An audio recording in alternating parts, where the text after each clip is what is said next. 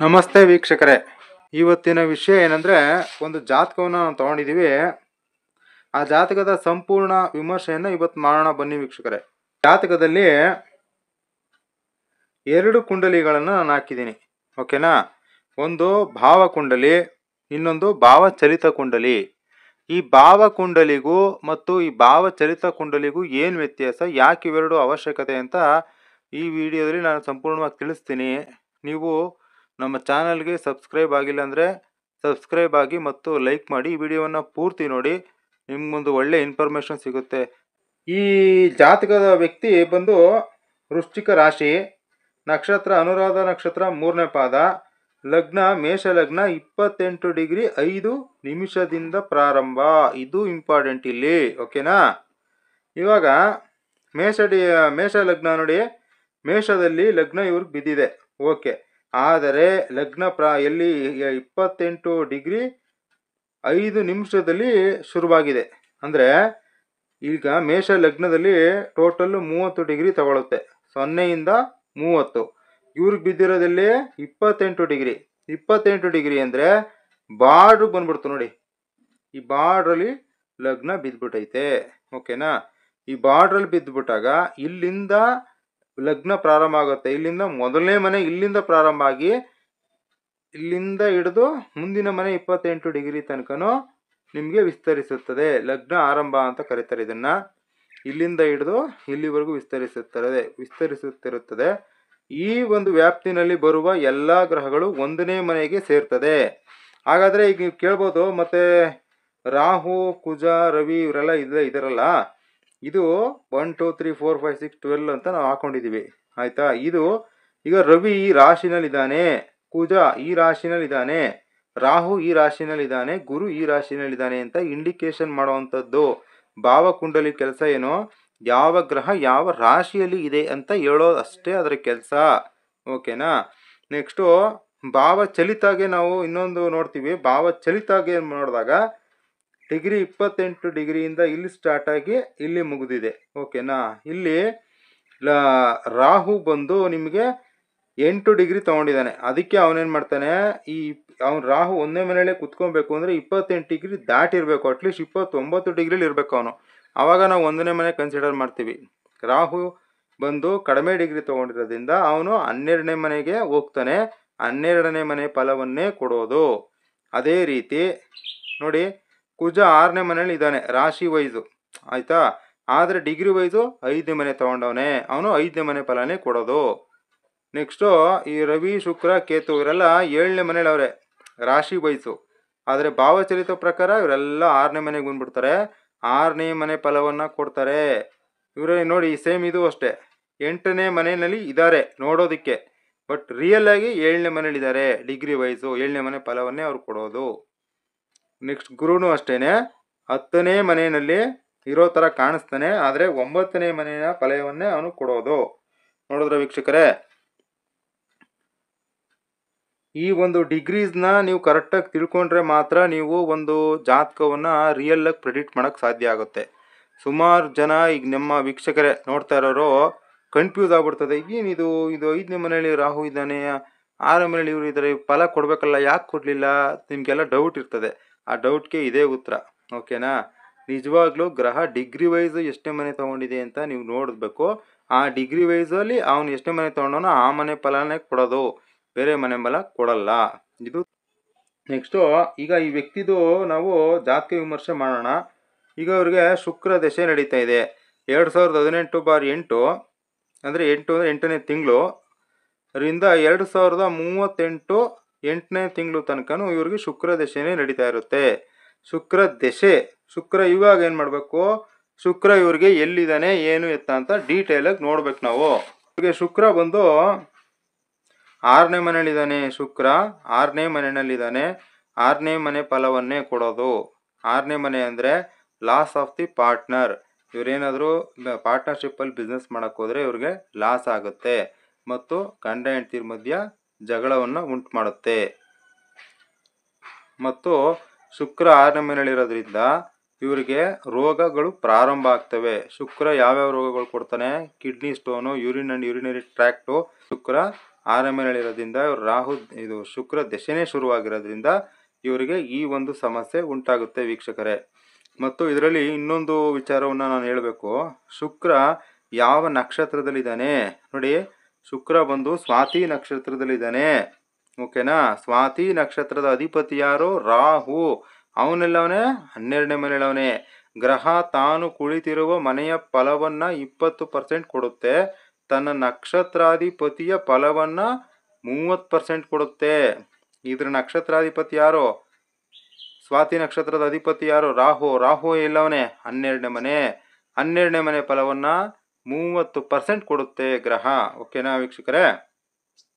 12ನೇ ಮನೆ ಅಂತ ಅಂದಾಗ ಇವರಿಗೆ ಎಲ್ಲ ರೀತಿ ಲಾಸು ಮತ್ತು ಮೋಸ ಆಗುತ್ತೆ ಮತ್ತು ಅನಾರೋಗ್ಯ ಉಂಟು ಮಾಡುತ್ತೆ. ನೆಕ್ಸ್ಟ್ ಇನ್ನೊಂದು ಸ್ಟೆಪ್ ಇದೆ. ಈ ರಾಹು ಯಾವ ನಕ್ಷತ್ರದಲ್ಲಿ ಇದ್ದಾನೆ? ಭರಣಿ ನಕ್ಷತ್ರದಲ್ಲಿ. ಅದರ ಅಧಿಪತಿ ಯಾರು ಅಂತ ಸೂಕ್ಷ್ಮ ನಕ್ಷತ್ರ, ಅದು 3ನೇ ಸ್ಟೆಪ್ ಹೋಗ್ತೀವಿ. ಅವನೇನು ಮಾಡ್ತಾನೆ? 50% ಕೊಡ್ತಾನೆ. ಓಕೆನಾ.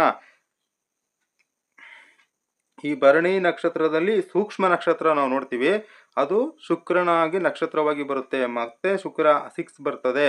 ಇವರಿಗೆ ಟೋಟಲಿ ದುಡ್ಡು ಕಾಸು ಲಾಸ್ ಆಗುತ್ತೆ, ಸಾಲ ಆಗುತ್ತೆ. ಇವ್ರು ನಂಬುದವರು ಇವ್ರನ್ನ ಮೋಸ ಮಾಡ್ತಾರೆ. ಎಲ್ಲಿವರೆಗೂ 2018 2038ನೇ ಇಸ್ವಿ ತನಕ ಇವ್ರಿಗೆ ಇದೇ ಥರ ಆಗ್ತಾ ಇರುತ್ತೆ. ಇದೇನು ಗೊತ್ತಾ? ದಶೆ ಬಂದು 40%. ಈಗ ಹೇಳಿದ್ನಲ್ಲ, 20 ವರ್ಷ ಶುಕ್ರ ದಶೆ 20 ವರ್ಷ ನಡೀತದೆ. 20 ವರ್ಷದವರೆಗೂ ದಶೆ ಬಂದು 40% ಅಪ್ಲೋಡ್ ಆಗ್ಬಿಡ್ತದೆ. ದಶೆ ಮುಗಿಯೋವರೆಗೂ 40% ಇವ್ರಿಗೆ ನಷ್ಟ, ಕಷ್ಟ, ಸೋಲು ಫಿಕ್ಸು. ಈ ಭುಕ್ತಿ ಬರ್ತದಲ್ಲ, ಭುಕ್ತಿಗಳು ಚೇಂಜ್ ಆಗ್ತಾ ಇರ್ತಾರಲ್ಲ, ಅವರು 40% ಶಕ್ತಿ ಅವ್ರಿಗೆ ಇರ್ತದೆ. ಅವ್ರು ಒಳ್ಳೇದಿದ್ರೆ ಒಳ್ಳೇದು ಕೊಡ್ತಾರೆ, ಕೆಟ್ಟದಿದ್ರೆ ಕೆಟ್ಟದ್ದು ಕೊಡ್ತಾರೆ. ಬಟ್ 40% ಅವ್ರಿಗೆ ಶಕ್ತಿ ಇರ್ತದೆ. ದಶ 40%, ಭುಕ್ತಿ 40%, 80% ಆಯಿತು. ಇನ್ನು 20%, ಇನ್ನು 20%ಅಲ್ಲಿ 10% ಅಂತರ್ಭುಕ್ತಿ ಕೆಲಸ ಮಾಡುತ್ತೆ. ಇನ್ನು 10% ಗೋಚಾರ ಕೆಲಸ ಮಾಡುತ್ತೆ. ಗೋಚಾರ ಅಂದರೆ ಟ್ರಾನ್ಸಿಟ್ಟು.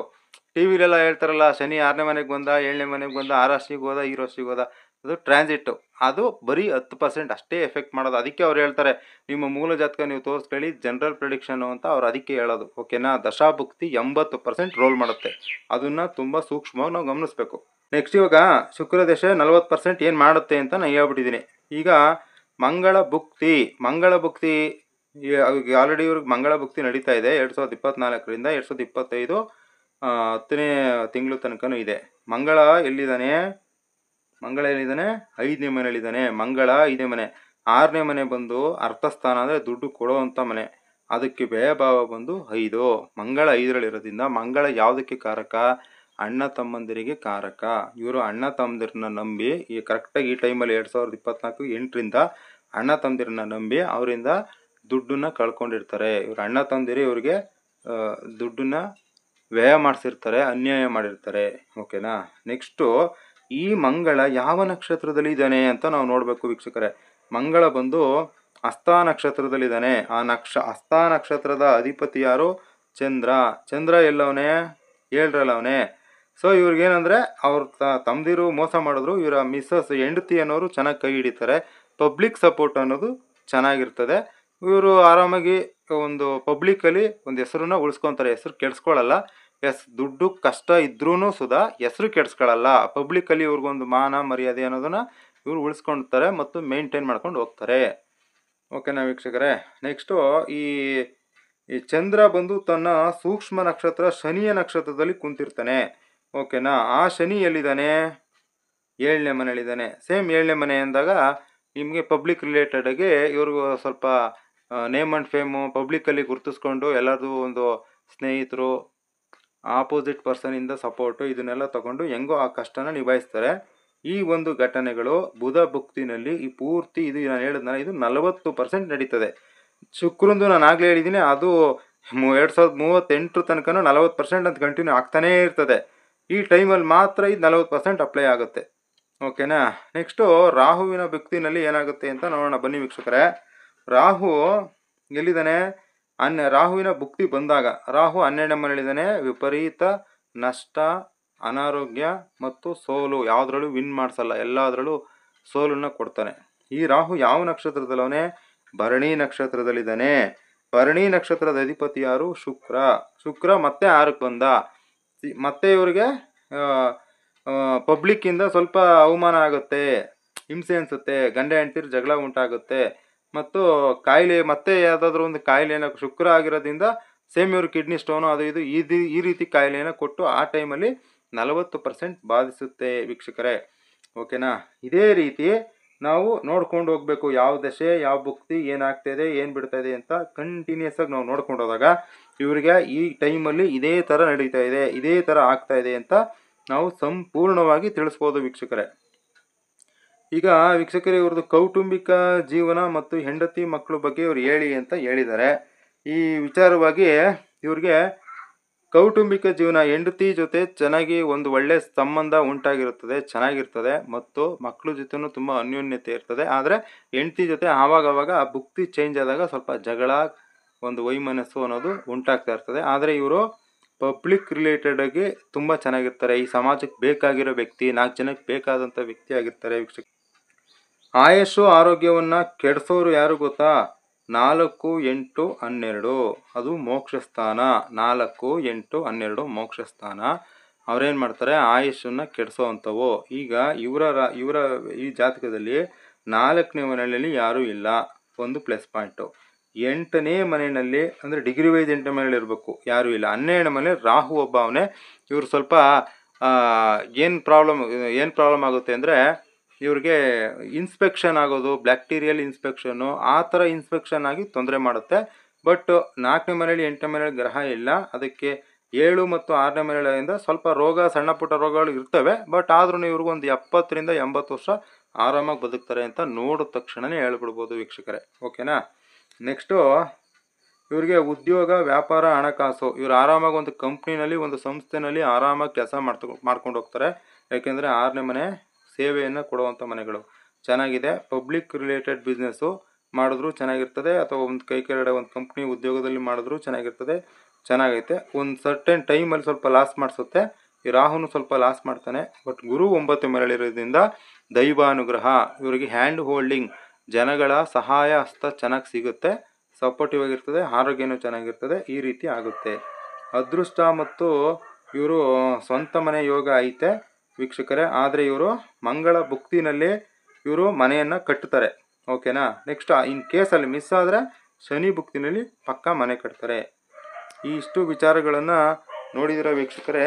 ಈಗ ನಾವು ಭಾವಚಲಿತನ ನಾವು ಅಳವಡಿಸ್ಕೊಂಡು ನೋಡೋದ್ರಿಂದ ಒಂದು ಜಾತಕವನ್ನು ರಿಯಲ್ಲಾಗಿ ಪ್ರೆಡಿಕ್ಟ್ ಮಾಡ್ಬೋದು. ಆಗಲೇ ನಮಗೆ ಅಕ್ಯುರೇಸಿ ಬರುತ್ತೆ.